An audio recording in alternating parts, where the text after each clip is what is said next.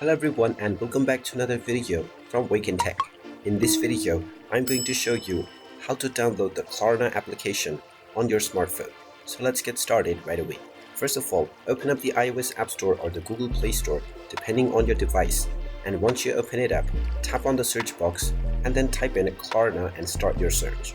Once you find the Klarna application, just tap on it and you will see the install button. Tap on the install button and this will begin the download and installation of the Klarna application on your device right away. Just wait for a while until the installation is completed. And when you see the open button, you can tap on it to open up the application. Once the app has been opened up, you can proceed with logging in to your existing account or signing up to create a new one in order to start using the Klarna application on your smartphone right away. And there you have it. That is how easy it is to download and install the Klarna application on your smartphone. If you find this video helpful, make sure you hit that like button and subscribe to our channel if you haven't done so already. Also ring that notification bell to never miss another update from us. Thank you for watching and I will see you again in the next video.